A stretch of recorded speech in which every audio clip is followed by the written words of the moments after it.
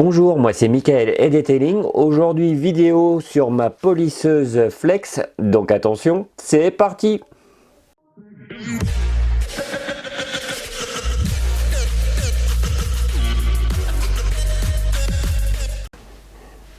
Donc pourquoi j'ai décidé d'acheter cette nouvelle polisseuse? Donc tout simplement, ça faisait un petit moment que je tournais avec la DAS6 Pro. Donc là c'est une polisseuse qui est plus conseillée pour des débutants, donc j'ai voulu passer à un cran en dessus. Donc je me suis offert cette polisseuse-ci. Donc là c'est la Flex XCE10-8 125, donc là c'est le haut de gamme de chez Flex. Donc c'est une polisseuse orbitale à rotation forcée d'un poids de 2,6 kg. Vous avez un câble de 4 mètres, donc ce qui est largement suffisant pour bosser. Donc ici vous avez le réglage de la puissance, donc qui est relativement pratique. Ici vous avez une gâchette marche-arrêt avec variateur, donc ce qui permet de démarrer doucement et d'accélérer progressivement, ce qui évite de commencer avec une vitesse inférieure puis accélérer. Donc un petit gain de temps, c'est franchement appréciable. Donc si vous voulez avoir plus d'informations sur les caractéristiques techniques, je vous les mets dans le descriptif. Je ne vais pas vous les présenter ici parce que ça risque d'être un peu long et ennuyeux. Donc maintenant on va voir cette superbe Flex en action sur une Opel de 2007.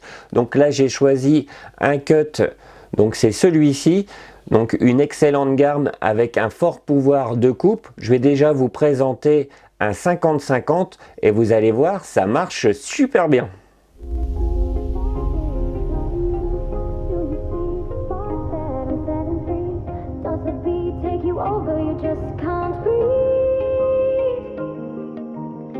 Do you feel your bones start to shake? Do you feel the earthquake?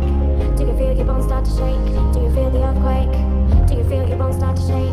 Do you feel the earthquake? Do you feel your bones start to shake? Do you feel the earthquake?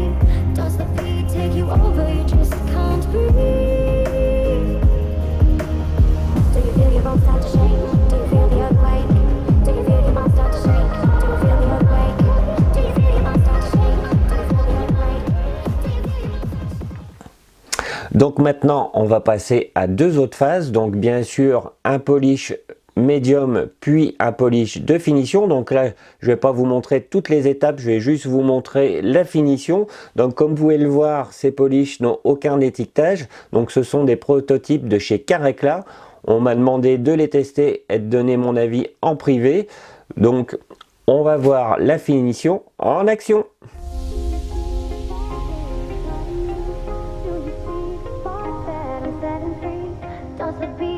Over, you just can't breathe.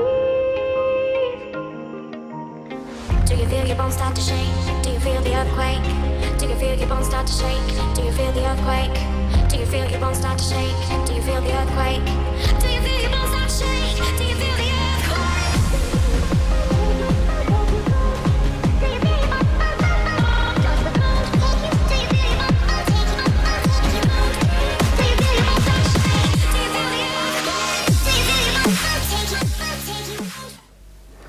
Donc maintenant il est temps que je vous donne mon avis sur la polisseuse haut de gamme de chez Flex, donc celle-ci. Donc machine ultra performante, donc là il n'y a aucun souci. Je vais la conseiller en priorité pour les professionnels ou les amateurs avertis. Le seul petit bémol que j'ai pu lui trouver, c'est le cordon. Donc là vous avez un cordon de 4 mètres, mais la texture est pas spécialement adéquate, hein, parce que le fil a tendance à se tortiller de partout. Donc là c'est le seul défaut que j'ai trouvé à cette polisseuse. Donc maintenant il est temps de voir le résultat en images.